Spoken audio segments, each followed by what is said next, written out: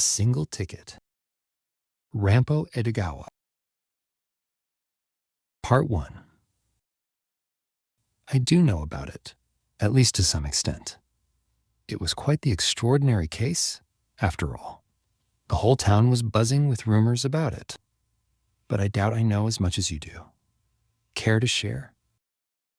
A young gentleman spoke, raising a piece of meat, still dripping with red juices, to his mouth. Well then, I suppose I could tell you about it. Hey, waiter. Another beer. Another beer, please.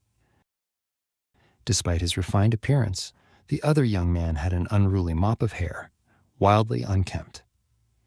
And with that, he began his tale. The time, early morning, October 10th, in the year of Taiyao. The place, the railway tracks behind the residence of Dr. Tomita, at the outskirts of town. This was the stage. Now, imagine this, in the dim dawn of a winter morning. Well, perhaps it was autumn, but no matter. The stillness of the hour was suddenly shattered by the deafening whistle of an oncoming train, rushing forward at full speed. Then, for some inexplicable reason, a shrill alarm rang out, and the train screeched to a halt under the force of its emergency brakes. But it was too late.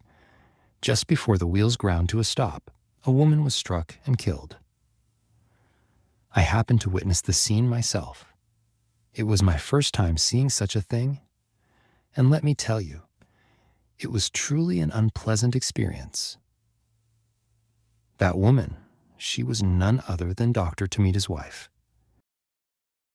The conductor immediately sent an urgent report, and before long, the authorities arrived.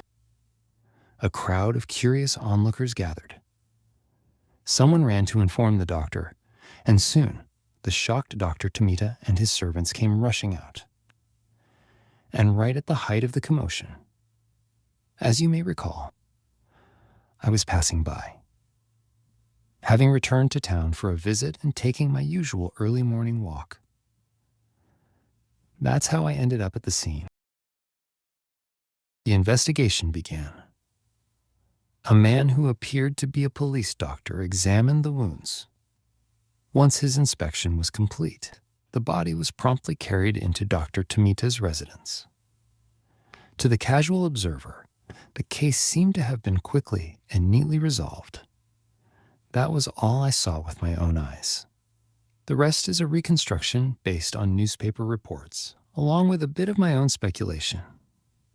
So take it with that in mind. Now, according to the police doctor's examination, the cause of death was, of course, the train accident itself. The woman's right thigh had been severed completely at the base, which led to her demise. As for why it had come to this, an exceptionally significant clue was found in the deceased's pocket. A letter addressed to her husband, Dr. Tomita. The contents of the note were as follows. After years of suffering from tuberculosis, she could no longer bear the pain, nor the burden she placed on those around her. Unable to endure it any longer, she had resolved to take her own life. That was, in essence, what the note conveyed. A truly mundane case. If a certain brilliant detective had not stepped onto the scene, the matter would have been settled right then and there. The incident would have been dismissed as nothing more than the suicide of a despairing woman, relegated to a minor blurb in the corner of the newspaper's crime section. But thanks to that detective, we were given an astonishing tale to talk about. The detective in question was none other than Kuroda Kiyotaro, a police officer who had been widely praised in the newspapers. A rather eccentric man, it seemed. One could almost imagine him as someone who had spent his free time poring over detective novels. At least, that was the impression one might get. Like a character from a translated detective story, He reportedly dropped to all fours like a bloodhound, sniffing around the scene of the incident. Then he entered Dr. Tomita's residence, questioning the doctor and the servants extensively, examining every nook and cranny of each room with a magnifying glass.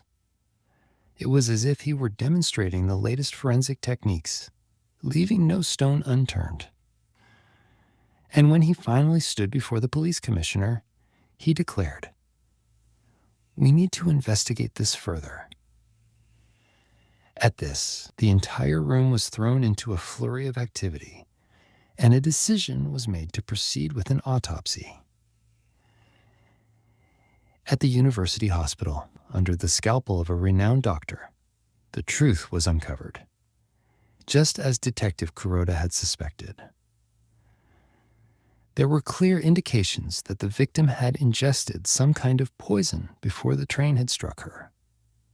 In other words, someone had murdered the woman with poison first, then transported her lifeless body onto the railroad tracks to stage the death as a suicide.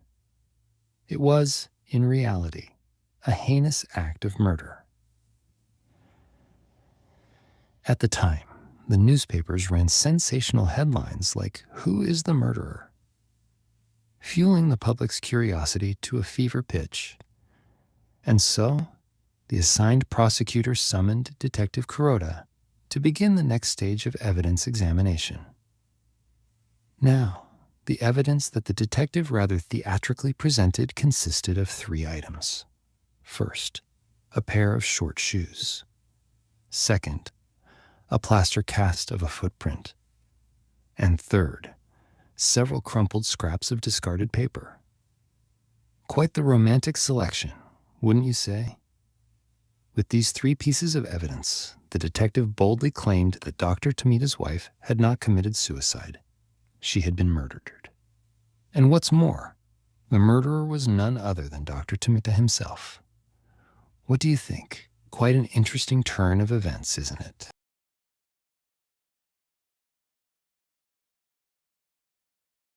The storyteller, a young man, flashed a sly smile at his companion and reached into his inner pocket. From it, he pulled out a silver cigarette case, deftly pinched an Oxford cigarette between his fingers, and snapped the case shut with a crisp click. "That's right," the listening young man said, striking a match for his companion. "I know that much. But what I really want to hear is how this Kuroda fellow actually identified the murderer. That's the interesting part. A perfect detective novel, isn't it?" The storyteller smirked before continuing. So, according to Kuroda's own explanation, what first led him to suspect foul play was something incredibly minor. The police doctor noted that the bleeding from the victim's wound was surprisingly minimal. It made him tilt his head in doubt. He recalled a similar case, the murder of an elderly woman in town some years prior, where the same phenomenon had been observed. The detective's motto, as they say, is to doubt everything possible and to investigate each suspicion with the utmost precision. It seems Kuroda had fully internalized this principle, for he began constructing a hypothesis. A man, or perhaps a woman, had poisoned the victim. Then, after she had died, they transported her corpse to the railway tracks, relying on the train's wheels to completely destroy all evidence. If that hypothesis were true, there had to be some trace of the body's transportation near the tracks.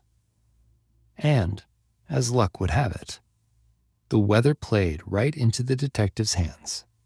It had rained continuously until the night before the incident, leaving the ground soft and muddy.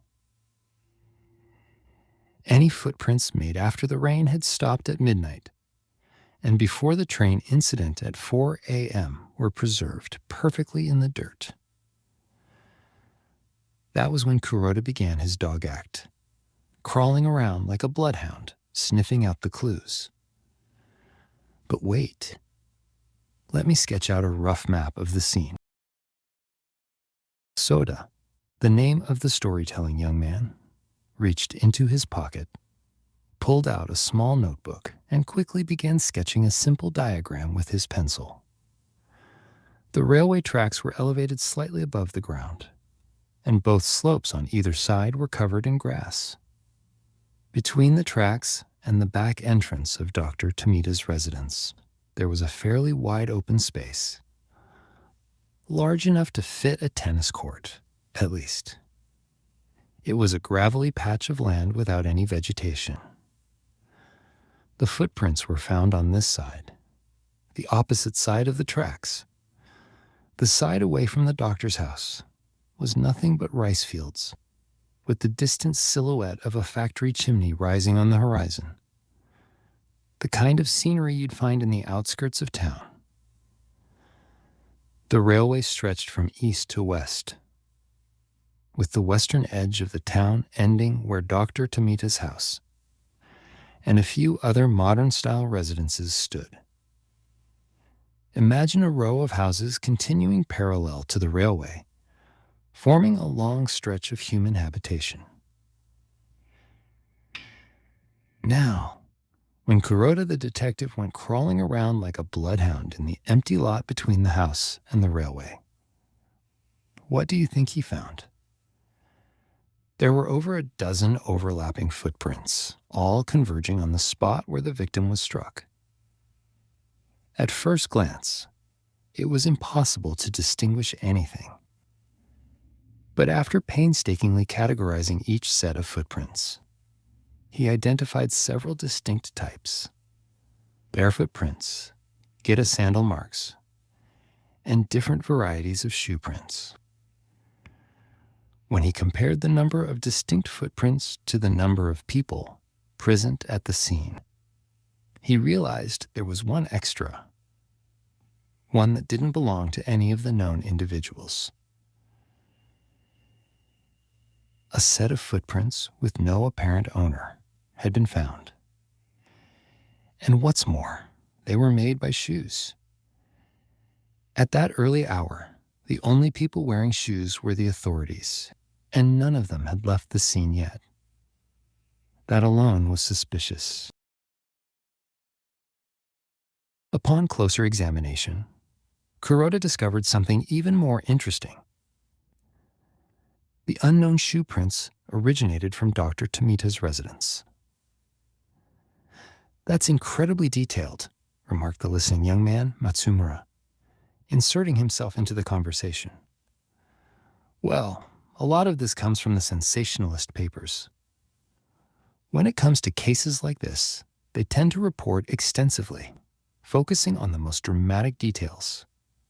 Sometimes that kind of reporting can be useful. Now, let's take a closer look at the footprints traveling between Dr. Tomita's house and the site of the fatal accident. There were 4 distinct sets. The first was the unknown set of shoe prints we just discussed. The second belonged to Dr. Tomita himself. He had been wearing traditional underground footwear. The third and fourth belonged to the doctor's servants. And that was it. There was no trace of footprints suggesting that the victim had walked to the tracks on her own. If she had, there should have been small, barefoot or tabi-clad prints leading there. But none existed. That left us with only 2 possibilities. Either the victim walked there wearing men's shoes, an unlikely scenario, or someone whose footprints matched this unknown set carried her there. Naturally, the latter hypothesis was the only reasonable conclusion. To support this, the footprints in question had one very peculiar feature. The heel impressions were unnaturally deep, as if the person wearing the shoes had been carrying something heavy. Every single print showed the same pattern.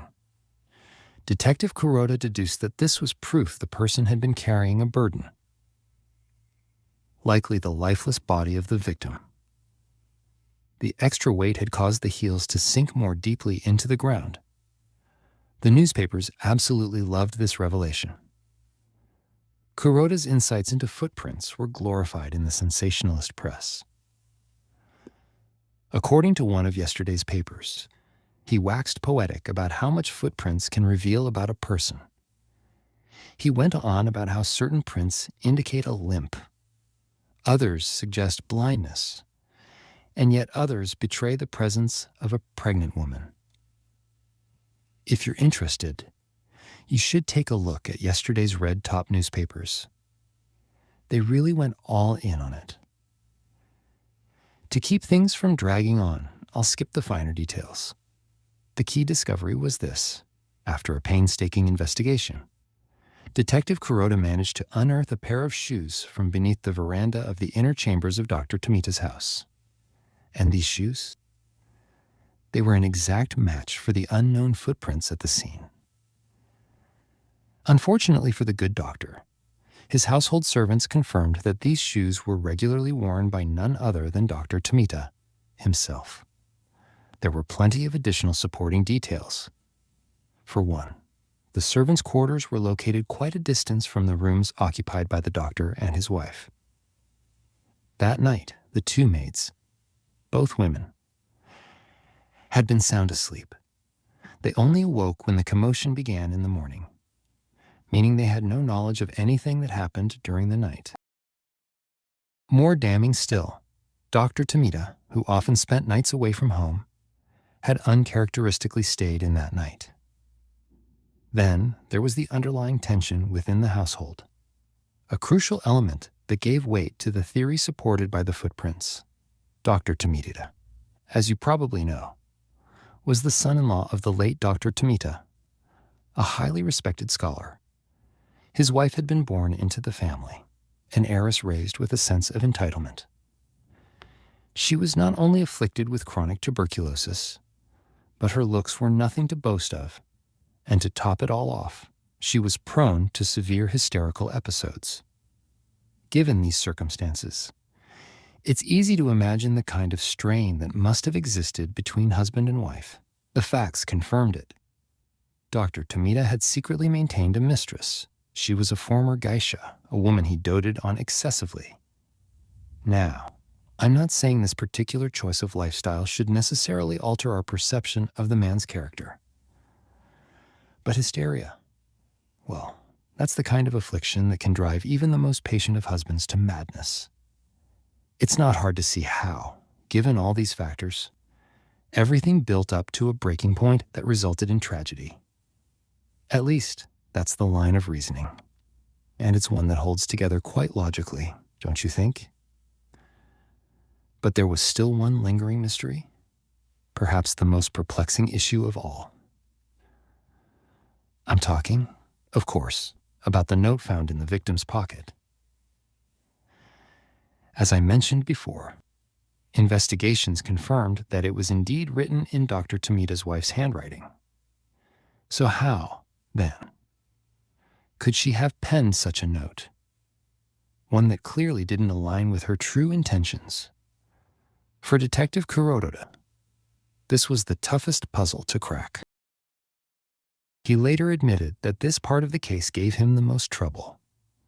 But, as you might expect, with enough effort and persistence, he eventually found the missing piece of the puzzle: a few crumpled sheets of scrap paper. At first glance, they didn't seem like much. But upon closer inspection, they turned out to be handwriting practice sheets. More specifically, they contained imitations of the victim's handwriting, written by none other than Dr. Tomita himself. One of the sheets was a copy of a letter she had once sent to him while he was traveling. Using it as a reference, the murderer had painstakingly trained himself to replicate his wife's writing. A clever trick, don't you think? And where did Kuroda find this critical piece of evidence? Tossed carelessly into the wastebasket in Dr. Tomita's study. And so, the conclusion was clear. Dr. Tomita, determined to rid himself of his wife, a burden, an obstacle to his love affair, and a madness beyond his control, devised a plan so cunning that it would eliminate her without so much as a blemish on his esteemed reputation. First, he administered a certain poison under the guise of medication. Once the drug had done its work, he hoisted her onto his shoulders, slipped on the infamous pair of short boots, and carried her out through the back entrance. Fortune was on his side. The railway tracks were conveniently close. There, he carefully placed the prepared suicide note in her pocket. Then, as soon as the inevitable discovery was made, the audacious criminal rushed to the scene, adopting a performance of shock and horror fit for the stage.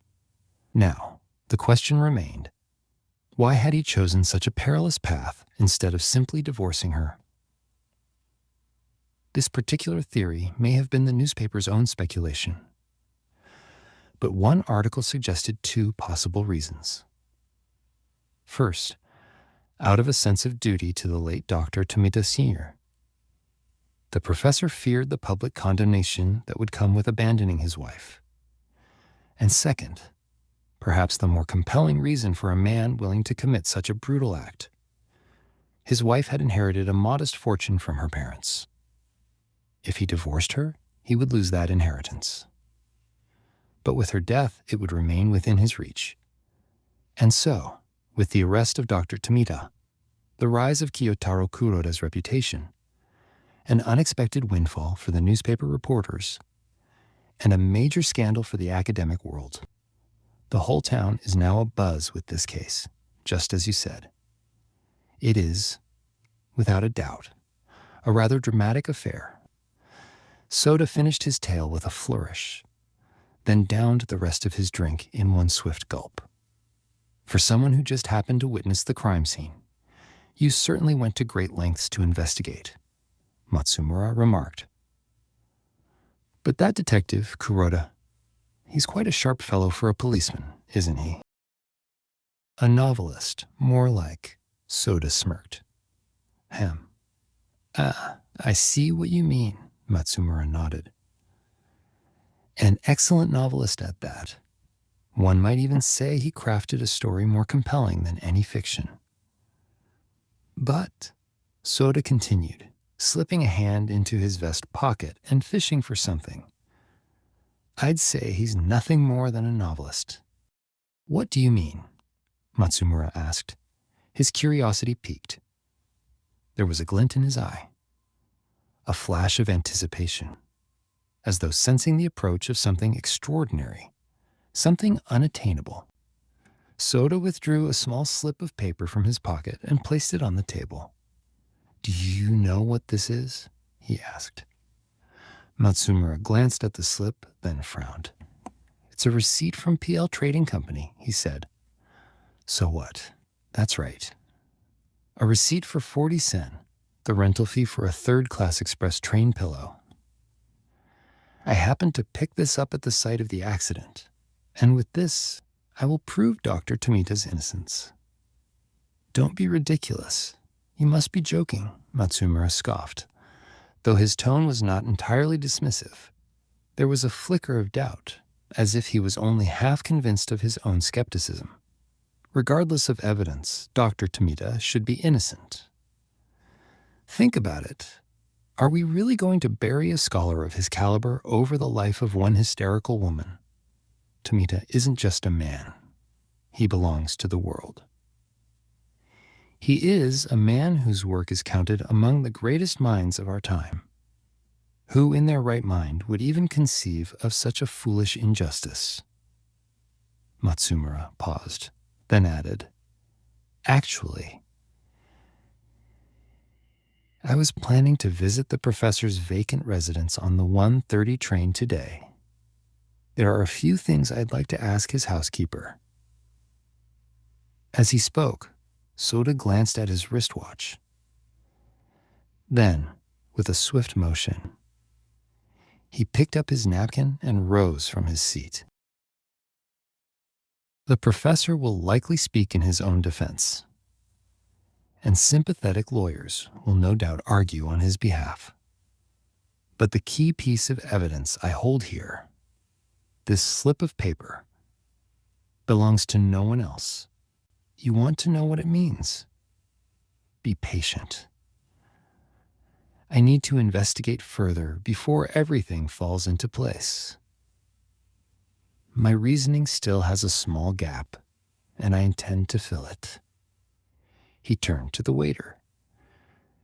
Call me a car, will you? Then, looking back at Matsumura, he added, We'll meet again tomorrow. Part 2. The following evening, the city's most widely circulated newspaper published a 5-column feature under the headline, Proof of Dr. Tomita's Innocence, signed by Goro Soda. The content of this article was identical to the statement I had submitted to the examining magistrate in charge of Dr. Tomita's inquiry. I believe that submission alone would suffice. But should my argument be disregarded due to misunderstanding or some other reason? Should the statement of a mere student like myself be buried in obscurity? A. Felt compelled to take an additional step. Furthermore, even if my argument, contradicting the findings of law enforcement, were to be accepted, I could not be certain whether the authorities would publicly and unequivocally exonerate the man I so deeply respected. With that in mind, I submitted this piece to the press, hoping to rally public opinion. I hold no personal attachment to Dr. Tomita, neither favor nor resentment. I only know him through his works, which I have long admired. But in this case, an innocent scholar is on the verge of being wrongfully condemned due to a grievous misjudgment. And by a stroke of chance, I alone happened to be present at the scene and obtained a critical piece of evidence. It is for this reason, and this reason alone, that I have taken this course of action, believing it to be my duty. I sincerely hope that my intentions will not be misunderstood. Now, on what grounds do I believe in Dr. Tomita's innocence? If I were to sum it up in a single phrase, the alleged crime attributed to him by the judicial authorities, based on the investigation of Detective Kuroda Saitarno, is simply too absurd to be credible. It is far too childish, too theatrically contrived. When we compare the unparalleled intellect of this eminent scholar, whose perceptiveness misses not even the slightest detail, with the so-called evidence of his crime, what are we to think? The sheer disparity between the two is enough to provoke incredulous laughter rather than serious contemplation.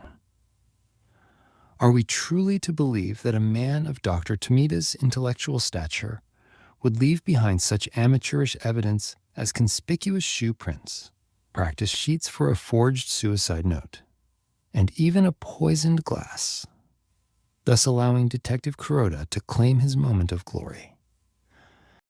Are we to assume that this highly learned suspect, capable of comprehending the most intricate of sciences, failed to anticipate that traces of poison would be detectable in the victim's body? I believe Dr. Tomita to be innocent, not because it is a mere conjecture, but because the case against him collapses under its own ridiculousness. And yet, let me be clear. I am not making this assertion solely on intuition. I am no reckless fool who would pen this statement without solid grounds. Detective Kuroda Saitarno is currently basking in the glory of his triumphant achievement. The public hails him as Japan's own Sherlock Holmes, lauding his brilliance without reservation. I must admit, it does not bring me any particular pleasure to drag him down from this peak of acclaim into the abyss of disgrace. In truth, I believe that among Japan's police force, Detective Kuroda is one of the most capable and skilled investigators. His failure in this case stems not from incompetence, but rather from the very fact that he is more intelligent than his peers. His reasoning was sound. his error lay in the observations upon which his conclusions were built. In the crucial aspect of meticulous scrutiny, he fell short, and, regrettably for him, it is in this precise area that I, an ordinary student, have surpassed him. Setting that aside, the evidence I now present consists of two seemingly trivial items. A receipt from PL Trading Company, which I recovered from the crime scene.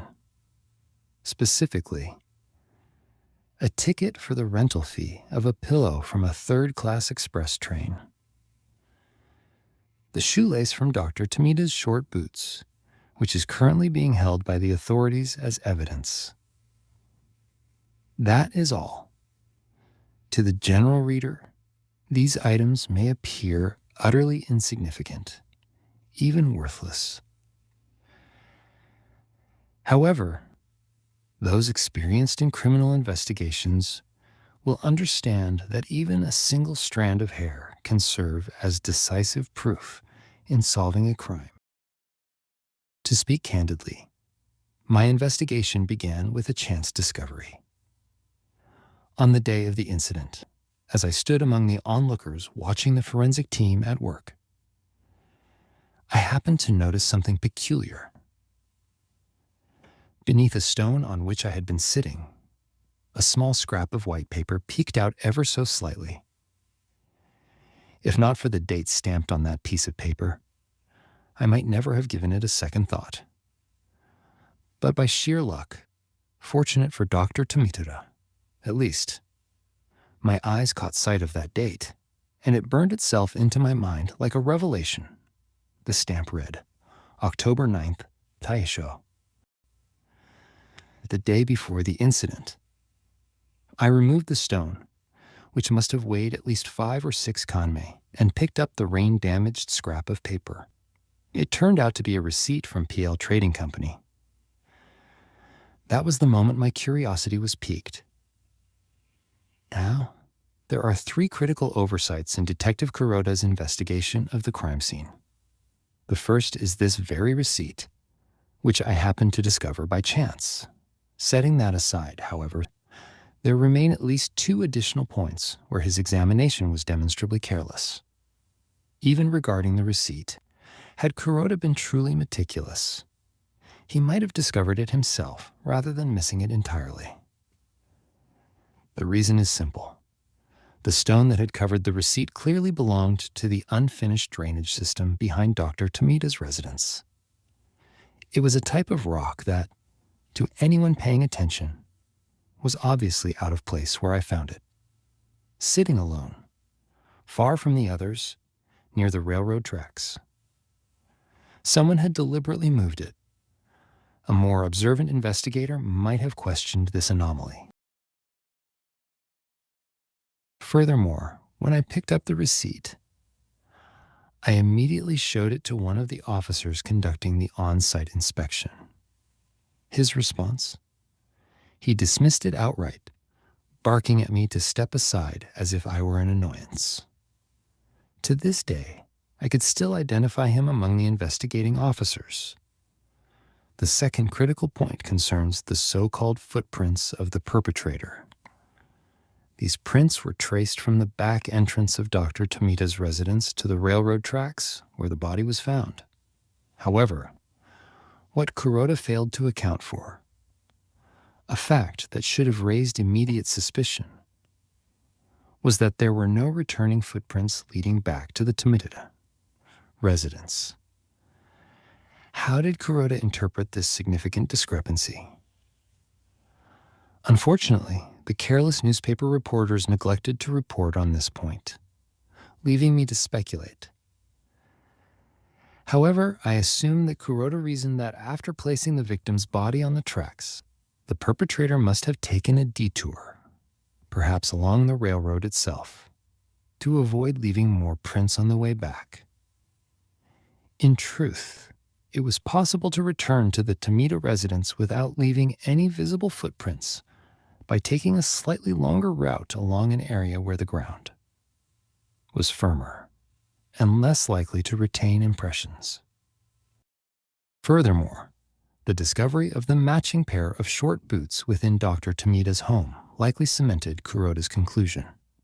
Even without clear footprints leading back, he might have argued that the mere existence of the footwear within the house served as proof that the suspect had returned. At first glance, this may seem like a plausible assumption. However, doesn't something about this explanation feel inherently unnatural? The third point is something that most people would easily overlook. Even those who had actually witnessed the scene firsthand might not have given it any thought.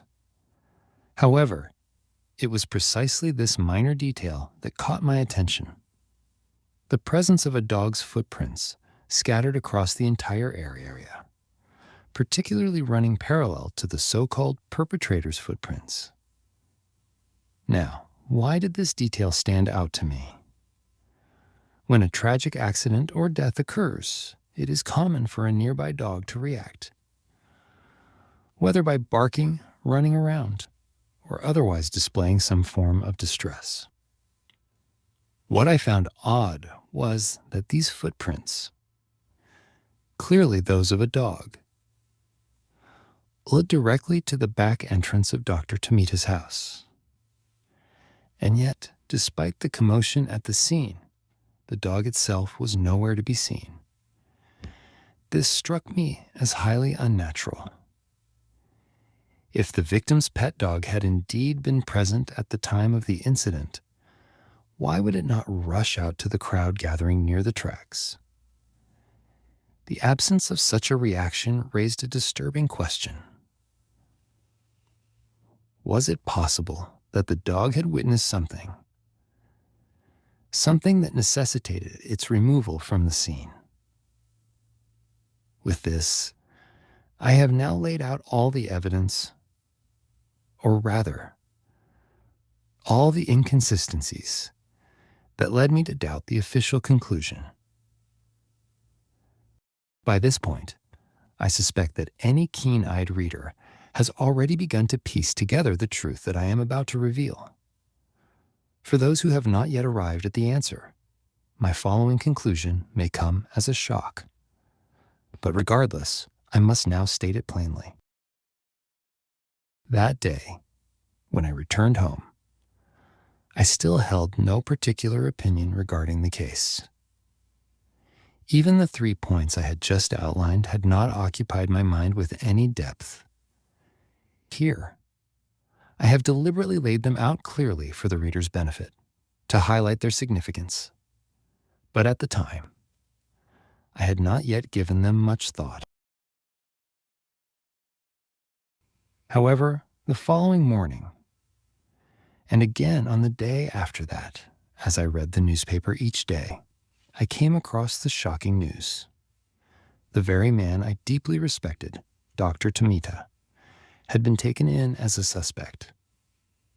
Alongside this, I found articles detailing Detective Kuroda's grand deductions, his masterful efforts in unraveling the case. It was at this moment that a fundamental doubt took root in my mind. I recalled what I had personally witnessed at the scene that day. I reconsidered various details that had seemed insignificant at the time. And from a simple application of common sense, I became convinced Detective Kuroda had made a fatal error. There was a mistake, somewhere deep in his reasoning. With this conviction, I began to retrace the details I had observed. Still, a few unresolved questions remained, ones that could only be answered at their source. Thus, earlier today, I visited Dr. Tomita's residence. There, I carefully questioned the people left behind at the house, pressing for details that had not yet been considered. And, at last, I arrived at the truth.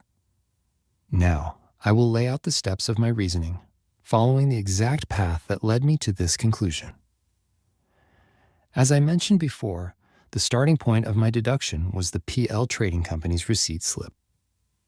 This slip had likely been dropped from the window of an express train on the night before the incident, sometime in the late hours. And yet, why was it found beneath a heavy stone weighing 5 to 6 kanmi? This became my first key observation. The only logical conclusion was this. After the train carrying the PL trading slip had passed, someone had placed that heavy stone on top of it. It could not have fallen there by chance.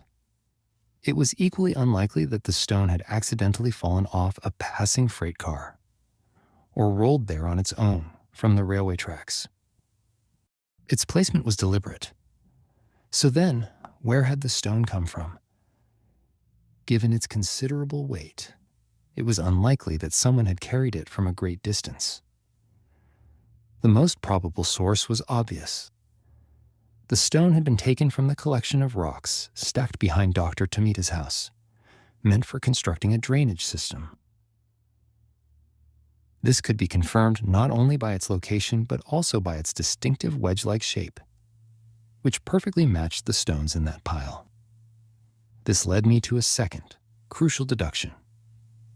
Between the late hours of the previous night and the morning of the incident, someone had carried a heavy stone from Dr. Tomita's house to the site of the accident. And if someone carried it, then their footprints should have remained. The previous night, though it had rained lightly, the rain had stopped around midnight. The ground would still have been damp enough to preserve footprints. And yet, when Detective Kuroda conducted his investigation, he identified only one set of footprints, aside from those belonging to the people present at the scene that morning.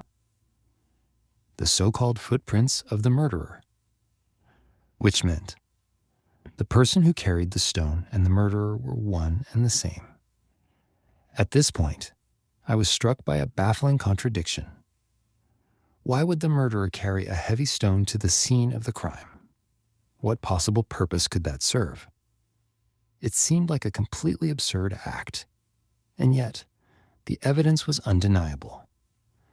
This mystery troubled me greatly, until at last I stumbled upon the answer. A brilliantly executed trick lay hidden within this act. And upon realizing this, I could not help but gasp in astonishment. The footprints left by a person carrying a human body and the footprints left by a person carrying a heavy stone. To the untrained eye, these two would seem completely indistinguishable. And even to a seasoned detective, such footprints could be deceptively similar. Enough to obscure the truth. This was when I finally uncovered the shocking trick. Someone had deliberately framed Dr. Tomita. Someone had put on his shoes, carried a heavy stone instead of a human body, and walked to the railway tracks, leaving behind a trail of false footprints. There was no other explanation. This was a carefully staged deception, designed to make it appear as though Dr. Tomita had transported his wife's lifeless body to the tracks. But if that were true, then how had Mrs. Tomita actually reached the railway? Where were her real footprints? The inescapable conclusion. The only logical answer was that Mrs. Tomita had gone there of her own volition. It pained me to reach this conclusion. But Mrs. Tomita herself was the monstrous architect of this crime. She was not the victim of her husband's murder. Instead, she was a diabolical genius of crime, plotting her own death as an act of vengeance. I imagined a woman consumed by jealousy, her mind sharpened by a disease that only made her thoughts more dangerously lucid. A woman with tuberculosis, a disease that, rather than dulling the intellect, often heightened its intensity to a feverish, obsessive clarity. She had spent days, weeks, months, trapped in a world of paranoia and despair. her mind spiraling deeper into the darkness. And when the moment arrived, she carried out her plan with chilling precision. Everything about this crime was shrouded in darkness. Everything was drenched in an eerie, oppressive gloom. And within that darkness, I could picture her with haunting, fever-bright eyes, staring ahead with unwavering resolve. She had spent days, perhaps months, living in the shadow of this vision, seeing it over and over again in her mind. And now, finally, she had made it real. The thought sent a shiver down my spine. Now, let us set that aside and move on to the second mystery. Why were there no returning footprints leading back to Dr. Tomita's residence? A simple answer might be that the footprints belonged to the deceased herself, and since she never returned, it was only natural that the tracks did not either. But I believed this matter required a deeper analysis. Dr. Tomita's wife, possessing such a criminally brilliant mind, would not have overlooked something so basic. Why would she leave such a critical mistake in her otherwise flawless plan? If it hadn't been for the PL Trading Company's receipt, a mere piece of paper that had fallen from a train window by sheer coincidence, her deception might have been perfect. Why then would she leave behind such a conspicuous flaw? The key to unraveling this question lay in the third clue: the dog's footprints. It was when I connected the dog's tracks with this single misstep in Mrs. Tomita's plan that I couldn't help but smile. It was highly likely that she had originally intended to walk to the tracks and then return. She must have carefully chosen a path where no other footprints would be left behind, ensuring that no trace of her presence could be detected. But something unexpected happened. She had an uninvited obstacle: her beloved dog, John. Earlier today, while speaking with one of the Tomita household servants, I learned that the dog's name was John. John had keenly noticed his mistress's unusual behavior and, sensing something was amiss, began barking furiously beside her. Mrs. Tomita panicked. If John's barking woke up the household, her entire plan would be ruined. She had no time to hesitate. Even if the family remained asleep, the sound of John's barking might alert the neighboring dogs, leading to a commotion that would attract unwanted attention. She had to act quickly, but then a brilliant idea struck her. In that very moment, she decided to turn this unexpected problem into an advantage, to silence John while simultaneously ensuring that her plan reached its final stage. From my investigation today, I discovered that John, the dog, had been trained to carry small objects and deliver them as part of his daily routine. Most often, he was accustomed to picking up an item while accompanying his master and carrying it back to the house. Whenever this happened, John would always place the delivered object in the inner sitting room. Another thing I confirmed during my visit to the Tomita residence was that, to reach the veranda of the inner sitting room from the back entrance, one had to pass through a wooden gate which enclosed the inner courtyard. This wooden gate was spring-loaded, designed to only open inward, much like the doors of Western-style rooms. Mrs. Tomita brilliantly exploited both of these conditions. Anyone familiar with dog behavior would understand that merely scolding or commanding a dog to leave in a situation like this would not work. However, if given a task, such as fetching a thrown stick or carrying something home, a well-trained dog would instinctively follow through. This simple psychological trick allowed Mrs. Tomita to get rid of John. She gave him the shoes, the very ones she had worn to create the fake footprints, as a task to carry home. John, obeying his training, took the shoes back toward the house.